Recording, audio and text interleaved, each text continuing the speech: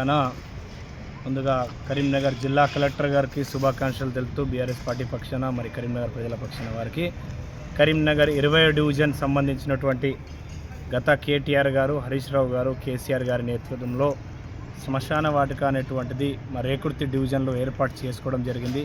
మరి ఇప్పుడున్నటువంటి Bharatiya Janata party deputy mayor అక్కడ ఉన్నటువంటి గతంలో బీఆర్ఎస్ పార్టీలో మేయర్గా వహించి వారి నేతృత్వంలో కమలాకరణ నేతృత్వంలో 45 లక్షల రూపాయలు శ్మశాన వాటికి కేటాయించడం జరిగింది. మరి ఇటు 2 డివిజన్లు పాతయి 19, 18 డివిజన్లకు ప్రజలకు ఉపయోగపడేటువంటిది శ్మశాన వాటికలో ఈరోజు గాంజాగా, ఈరోజు బానసర్గా, ఈరోజు తాగుతర అడ్డగా, ఈరోజు వ్యభిచారం అడ్డగా మారిపోయింది శ్మశాన వాటిక. అది ఎందుకు?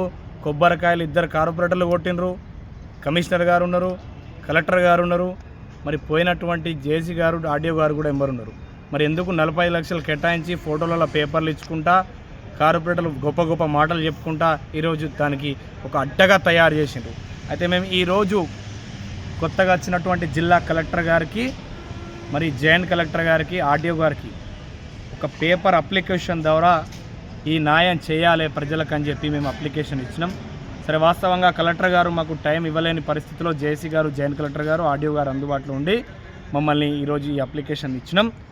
దీన్ని పూర్తి విచారించాలి.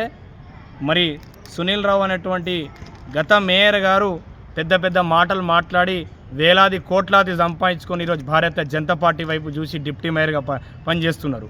మరి ఆ డిప్యూటీ మేయర్గా ఉండి కూడా ఈ ప్రజలకు ఎంత పని చేస్తారో మాకే తెలియదు. మేయర్గా ఉన్నప్పుడే 45 లక్షలు కేటాయించిన పని కాలేదు. మరి డిప్యూటీ మేయర్ ఉన్నాక ప్రజలకు ఏం పని చేస్తారు భారతీయ జనతా పార్టీ? నేను కరీంనగర్ పార్లమెంట్ సభ్యులు, హోంశాఖ సహాయ మంత్రి బండి సంజయ్ గారు కూడా చెప్తున్నాను. బండి సంజయ్ అన్న గారు, మీ నేతృత్వంలో పాలక వర్గం ఉంది, మీ మేయర్ గారు ఉన్నారు, మీ డిప్యూటీ మేయర్ గారు ఉన్నారు. ఈ కరీంనగర్లో స్మార్ట్ సిటీ నిధులతో నుంచి సెంటర్ నుంచి తీసుకొచ్చినటువంటి పేపర్ ఇవ్వండి ప్రజలకు. తర్వాత మా బోయిన్పల్లి వినోద్ కుమార్ అన్న గారు తీసుకొచ్చినటువంటి కేసీఆర్ గారితో కొట్లాడి నిధులు తీసుకొచ్చినటువంటి ఈ గులాబీ పార్టీ మేమైనా చూపిస్తాం మీకు. మా నగర అధ్యక్షుడు కానీ, మా జిల్లా అధ్యక్షుడు గారు కానీ, మా మాజీ మంత్రి ఎమ్మెల్యే గారు కానీ దేనికంటే దానికి విచారంగా రెడీ ఉంటా అని చెప్తున్నారు. మరి సమాధానం ఇవ్వలేకపోతున్నారు బండి సంజయ్ గారు. నేను ఒకటే డిమాండ్ చేస్తున్నా, రేకుర్తిలో శ్మశాన వాటిక ఏర్పాటు చేసినటువంటి దానికి మీరు వెంటనే డి గారు, ఈ గారు, ఎస్సీ గారు, కమిషనర్ గారు, ఏఈ గారు మీరు చెప్పే సమాధానం మాకు ఏంది అంటే వాచ్మెన్ని పెట్టుకోవాలి. 40 లక్షలు కేటాయించినప్పుడు మీకు వాచ్మెన్ గుర్తుకు రాలేదా? మరి ఇప్పుడు ఎట్లా వాచ్మెన్ గుర్తుకొస్తారు? దీనికి మేము మాట్లాడితే మీరు ఫోన్లో డి గారు ఇచ్చే సమాధానం మాకు ఇదా? మరి వచ్చి కనీసం కమిషనర్ గారు కానీ, కలెక్టర్ గారు కానీ దాన్ని వంచి చూసి దాన్ని పరిణామాలు తీసుకోవాలని నేను డిమాండ్ చేస్తున్నా. దీన్ని మాత్రం నేను వదిలిపెట్టలేదు. ప్రజా సమస్యలు ఎక్కడైనా వచ్చినా నేను పదార్థ వచ్చి కొట్లాడి ప్రజల హక్కు ఇప్పిస్తా. బీఆర్ఎస్ పార్టీలో ఉండుకుంటూ, బీఆర్ఎస్ పార్టీ కార్యకర్తగా ఉండుకుంటూ నేను కొట్లాడతా అని చెప్తున్నా. ఎవరికి కూడా భయపడాల్సినటువంటి నాకు అవసరం కూడా లేదు.